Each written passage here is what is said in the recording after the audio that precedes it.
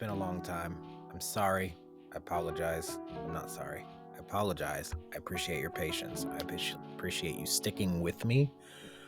I tried so hard to be so polished. I try to look like everybody else. And one thing I realized in the last couple of years is that I am a sabotager.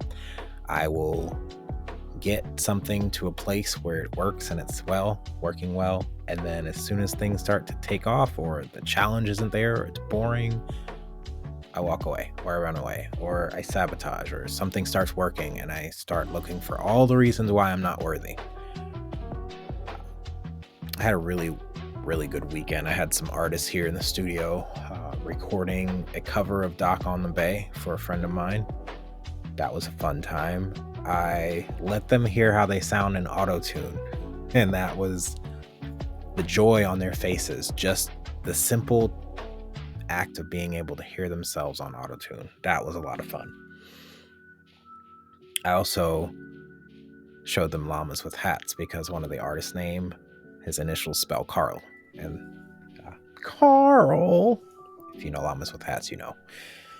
If you know, you know. So I also met up with a friend today, and we went to Gateway Church, and the sermon was on what is my purpose. And I thought I was going so that she can see what her purpose was and help her find a man that she wouldn't be looking for. Come to find out, it was about me finding that I'm not living in my purpose. I'm not doing what I truly love to do, which is talk to people and help people to raise up to the next level, to grow, to see where their potential lies. And it turned out she already had the man, she just didn't see it. So I just helped her to reframe her perspective of this man. And after this long conversation, she sends me something on Instagram, and it's exactly what I told her. The lady said, "Don't look for a firecracker, look for a fireplace."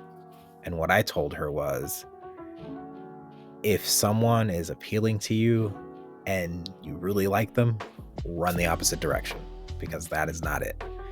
You want someone that's going to make you feel safe, that's going to make you feel valued. You want someone that's going to follow up with you, someone that doesn't have all the red flags, someone where you don't have to ignore the red flags and it just works. You don't have to work for it. In this last couple years of trying to figure out where I want to go, what I want to do, and how I want to do it, I've realized that you can literally think yourself into a paralyzed state, and I'm tired of being there. I'm tired of trying to write a script and figure out how to make things sound so polished. And I'm not a polished person.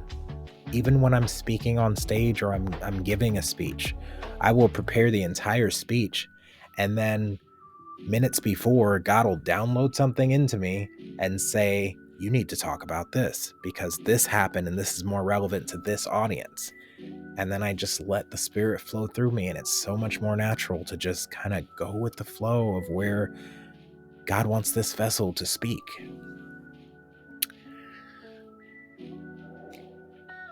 I'm saying all this to say, I'm tired of overthinking myself into paralysis and not doing anything. I don't have many days left on this earth. As much as it may seem like it, my best days are in the moment. And I just want to encourage whoever is thinking about starting something. Thinking about doing the thing is not doing the thing. Talking about doing the thing isn't doing the thing. Criticizing someone else for doing the thing, that's not doing the thing. Talking to someone else who's doing the thing isn't doing the thing. Researching the thing, that's not doing the thing. The only thing that's doing the thing is doing the thing. Gareth Williams wrote something very detailed on that. It was a lot of what isn't doing the thing, and the only thing that is getting something done is doing something. And one of my favorite things to say, or one of my motivational things I say to myself, is if I don't do it, I won't do it, because I know myself. If I think of something and I don't do it in that moment, I'm not going to do it. I'm just going to overthink it, try to make it perfect, or I don't know about you, but I have moments where I will think about all the things I can do for the day and literally sit there for hours not doing anything. I walk around with a stack of books. I debate on which book to read first and what to do first. And like, I want to be a marketer. I want to be a social media influencer. I want to be a salesperson. I want to be an entrepreneur. I want to be a UX designer. I want to be a mentor. I want to be a business owner. I want to teach other people how to do these things. I want to make music. I want to make videos. I want to do my podcast. I want to learn how to do this new thing. I want to go play tennis. Like, I want to do all these things. I have all these things in my head that I want to do. And then I think, well, if I do this, then I don't have time to do this. Or if I do this, it's going to take this much time. Then I got to do this after this. For example, I want to work out in the morning. I wake up. If I wake up early and I have enough time before I start work, which is 9:30,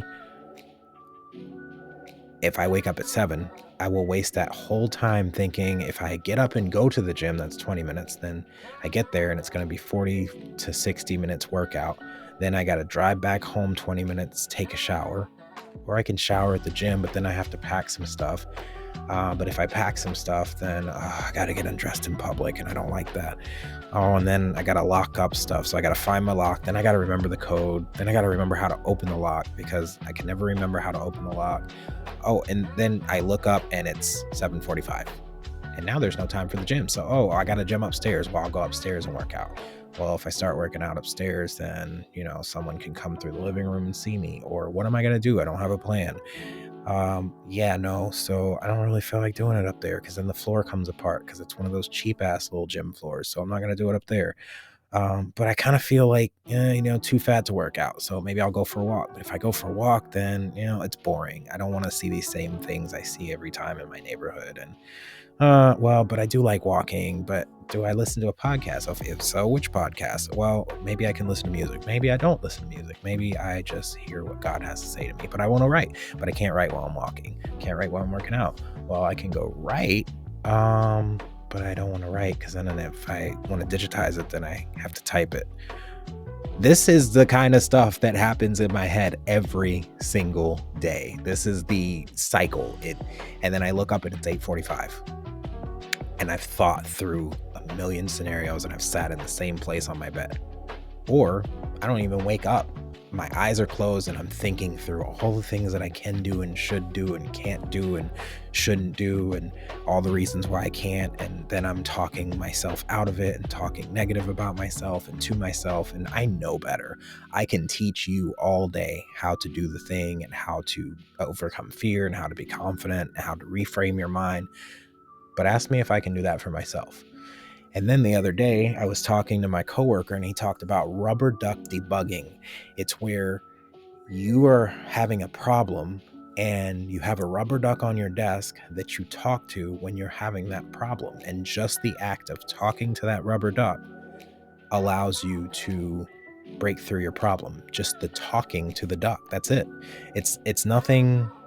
It's not rocket science, right? You're just talking to the duck, and you're coming to your own conclusion by talking to the duck. And it clicked what he was talking about, because I came in the Zoom room. We have all day Zoom rooms when I work. And I popped into his room and I said, hey, I'm having a problem, but if I do this, then this, and then, I guess I just solved my own problem. He's like, rubber duck debugging. And I'm like, what's that? And he explained it to me. And then I was like, oh, that's like the friend exercise in coaching, where I have a problem and I write down what all my problems are. And then I write down the name of a friend and act like a friend came to me with these problems. And then I coach them through those problems. So I already have the answer. You already have the answer. We have the answer. We just don't do it. And why don't we do it? Well, what I learned today was that, or what I was reminded of today, was that we have a purpose here on earth. And the first 0 to 20 years, we're gaining our identity. We're kind of finding our bearings on who we are. The next 20 to 40, we're getting increase. We're starting to work. We're starting to find ways to increase ourselves, to expand who we are, whether it's knowledge or money or relationships. And then I'm entering into the stage where it's 40 to 60, and I'm here to make an impact. I want to make such an impact in the next 20 years that you can't help but to put me on the list with the greatest of whatever it is I'm doing. And then 60 and above, it's influence. I want to create such an impact that I don't have to worry about the influence I'm making. It's just a given that I've made that influence, and that's the influence I have, and this is the field that I specialize in. I am building a life design firm. I want you to be able to come to me with anything, any aspect of life you want to design. And based on my experiences or the experiences of people I can bring together, I want to help you with the design principles to design that area of your life for the best results possible.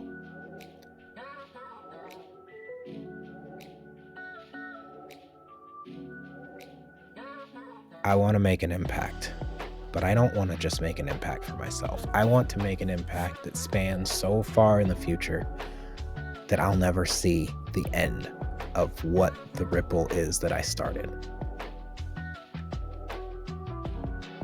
It sounds scary to say now, but one day I'm probably going to look back at this video and think, wow, this is where it started. And this isn't even where it started. If you go on my YouTube and you look at my first podcast, it was horrible. But if you look, just go and flip through, each video gets better and better and better each time. And the only way I was able to get better was to do something, make a mistake, and do something else. Do something, make a mistake, try something, didn't work, do something else, try something, didn't work, do something else. Okay, all this stuff worked.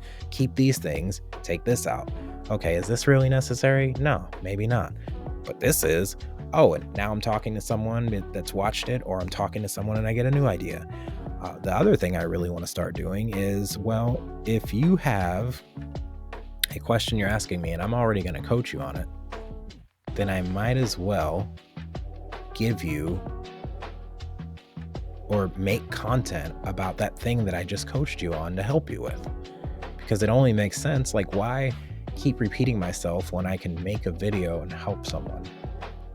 And that video can continue helping people even when I'm not there to do it. Scalability, baby. I think that's all I have for you right now. I'm really just testing this video to see if it works. And I'm going to post this. I don't know where I'm going to post it yet. Maybe I'll chop it up. But it's just a start. I'm just starting. Is what it is. And when you start, you have something to iterate from. I can think all day about the things I want to do. I guess if you heard nothing else I said in the last 13 minutes, if you're wanting to do something, you're never going to be prepared enough. You're never going to be educated enough. You're never going to have enough degrees. You're never going to know enough. You're never going to feel confident enough. You're never going to do it perfect. The only way you are going to know what works, what doesn't, where to change, what to improve on, where you went wrong, what you can do better, what people think of it, whether you're even capable of it, is to just start. If you want to start making YouTube videos, make a video, put it out there, get some feedback, share it with people, see how they feel about it. When you get that feedback, eat the fish and spit out the bones.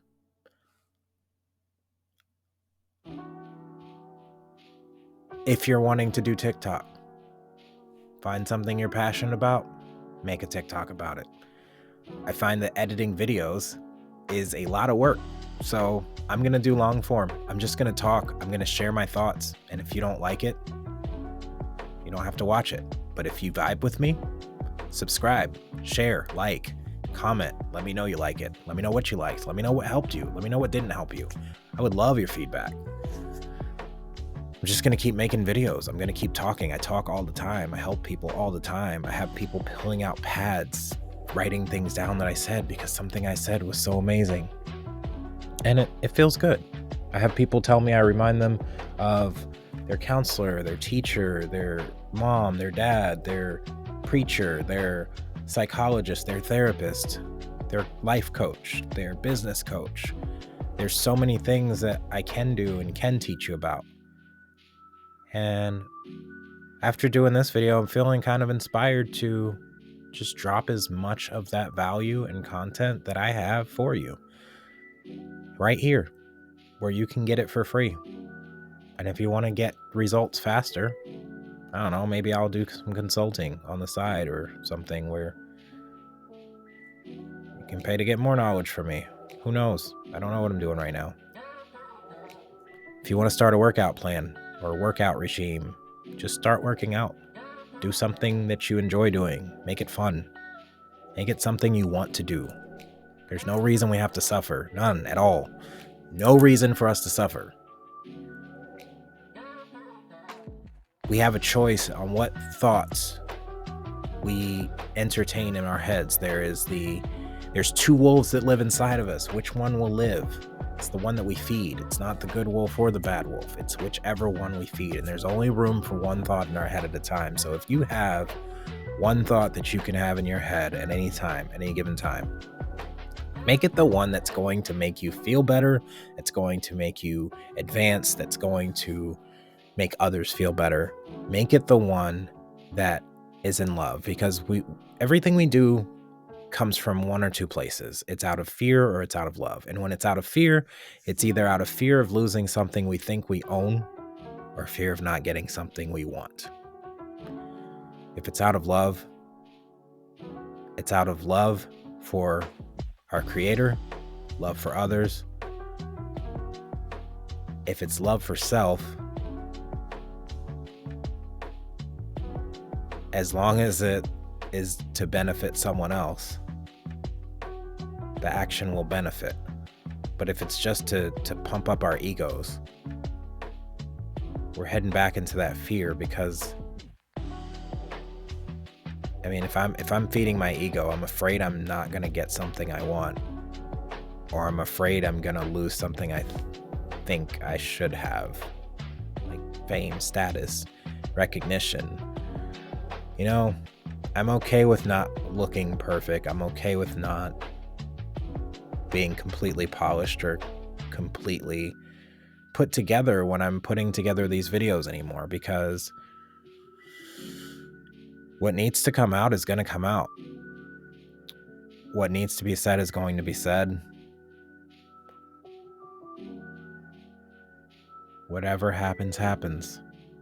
And I'm okay with that. And I hope that this video gave you something that you can take with you. And if you heard nothing else, know that I believe in you like I wish I believed in myself. And it's sometimes the very thing that we have to offer this world is the thing we cannot give to ourselves. That's why it's not good for man to be alone. That's why God said that. It's not good for man to be alone. So he made him a woman. It's not good for us to do this thing alone, because we're not meant to do it alone. There are blind spots that I can't see that you can. There are things that you can't see that I can. When people talk, I have visions for their lives. I can see the full picture. I can see it in its full completion from just a few words. I can see your blind spots. I can help you. That same thing happens when people are here with me. I plan on having people in the studio recording the podcast when I get it started again. I have a lot of plans, but this video today was just about getting something out there to let you know what happens when you overthink.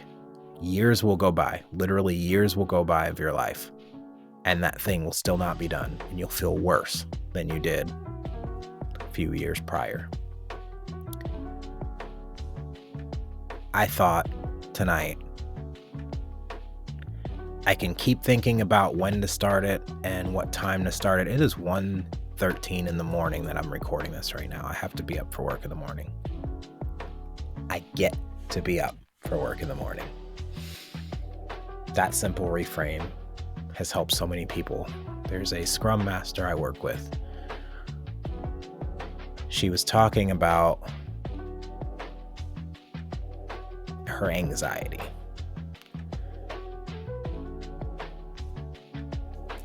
Rewind. I'll tell you both these stories. Yep, see, there we go. Just talking and it came out. So I used to work out at Lifetime, and one of the people that the cafe people, I won't mention any names here, she was telling me how she had to eat 1,200 calories because she was cutting, and it sucked because it was hard to eat 1,200 calories. And then I thought, can I offer a reframe? Like, can I help you reframe that statement to maybe help you? And she's like, sure. And she looked like, what could you tell me that could possibly make that easier? And I said, you don't have to eat 1,200 calories. You get to. I don't have to eat. There are people that don't eat. There are people that don't know where their next meal is going to come from. There are people that have to decide whether they're going to pay a bill or eat a meal. There are people that don't have the luxury of having clean water or food to eat. So I don't have to do that at all. I get to. I have the privilege. I can be grateful because I get to do that. I don't have to do it. I don't have to do anything. I get to. That simple reframe helps so much.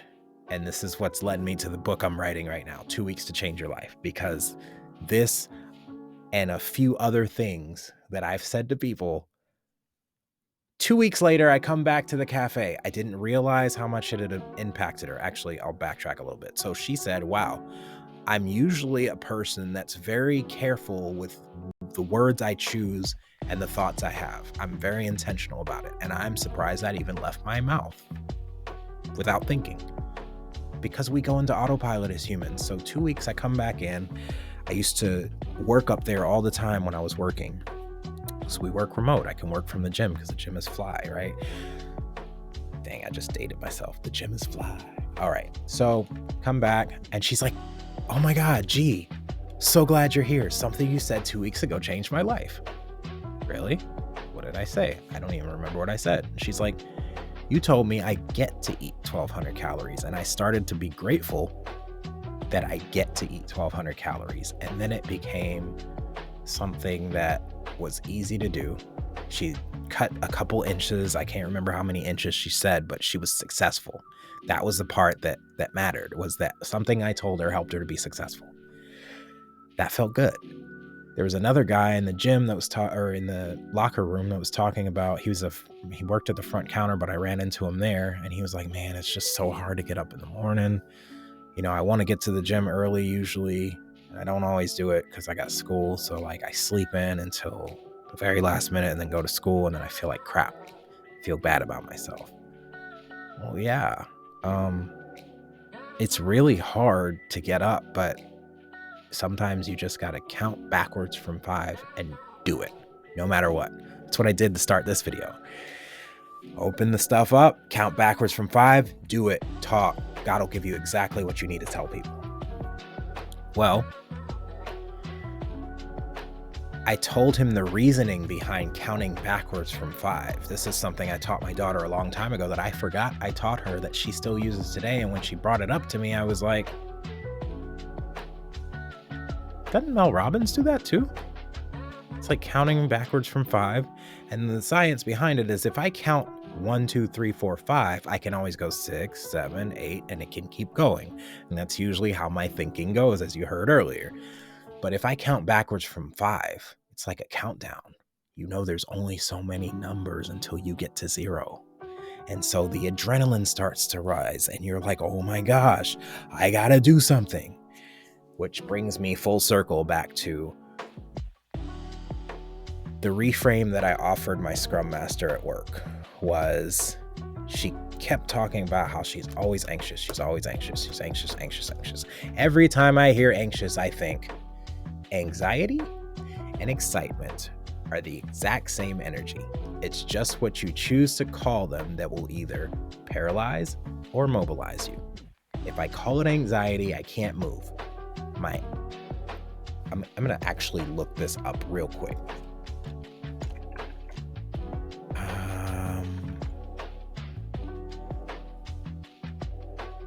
Physical symptoms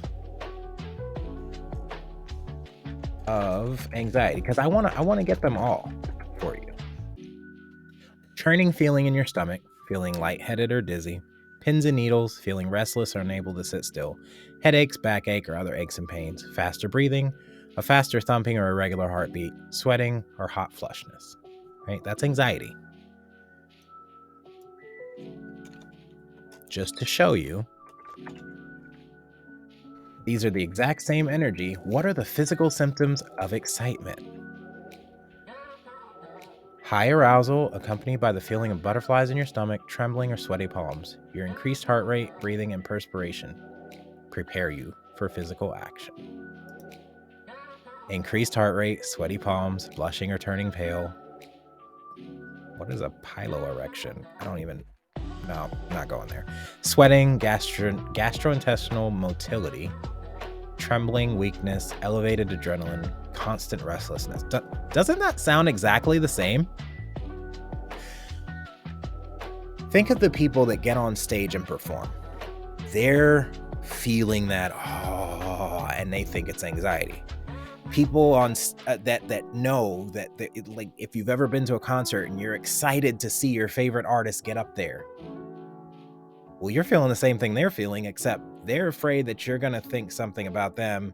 You're excited that they're going to give something to you, and energy doesn't die, it only transfers. So you've got this vibration going on, and they're excited to see you, but you're scared to see them. The best performers will tell you that they channel that excitement. They make it a game. They take themselves out of it and just go out there and have fun. The best performances I've ever had are when I've gone out there and I've just been myself and had fun.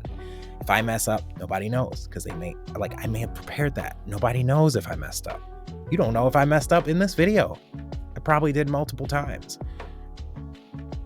I've had multiple books I've been trying to write. One is my story about my journey from addiction to humility through imposter syndrome. It's called I Have No Idea What I'm Doing, and that's why it's working. When I don't know what I'm doing, I do it best. I'm not the type of person that can prepare for something. I can't. I have to just jump in, feet first. Another book I'm writing, God Kisses, because there are moments that seem like coincidences. They're serendipitous, coincidental occurrences that are almost too serendipitous and coincidental to not be of a divine nature. You know, maybe I need your help. Maybe you can tell me, of these 3 books, which one would you want to know the most about? First, 2 Weeks to Change Your Life. Do you want to know all of the sayings, all of the little tidbits and nuggets that I give people that 2 weeks later, they're like, oh my God, that changed my life. My life's never been the same since that. I've got a ton of those. I've got a ton of those that have worked for me, that have worked for countless others. I've got God Kisses. I can tell you stories for days about how when I shift my focus to see the God in everything, I continue to see God everywhere. I see him work everywhere. I can show you how that works. I can show you how my entire life is one giant God kiss. It is literally all coincidence. I have no idea where I'm going or what I'm doing, but everything always ends up working out for the best.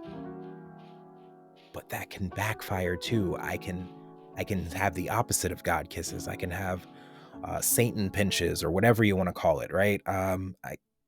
Where I can see the negative in everything, and no matter what, I'll always see the negative in everything. And then scarcity mindset, and I'm not enough, and I'm not good enough, and I'm not enough, and not enoughness. Or do you want to know about my journey in my career or how I got to the career I'm in, doing what I'm doing, through pure coincidence and networking and being in the right place at the right time and trying new things and just jumping in feet first without knowing what's going on. Which one? Which one? Help me decide. 2 weeks to change your life. God kisses. I have no idea what I'm doing. That's why it's working. Which one do you want to hear from me first? Because it's all about you. I'm here to serve you.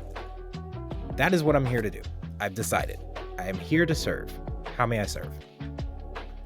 With that being said, I hope that you got something out of this ramble. I feel like it was pretty well polished for not having any plan or any idea what I was going to do tonight.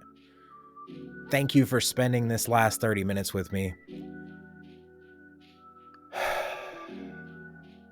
Leave in the comments what you would like to hear about next, or a problem you're having, something you need help with. Let's question everything. Let's continue to question everything. I don't know what else to say right now, so I'm going to end it right here and add in my little outro thingy, because that thing is cool. The designer that made that, salute. Yeah, I'll see y'all in the next video.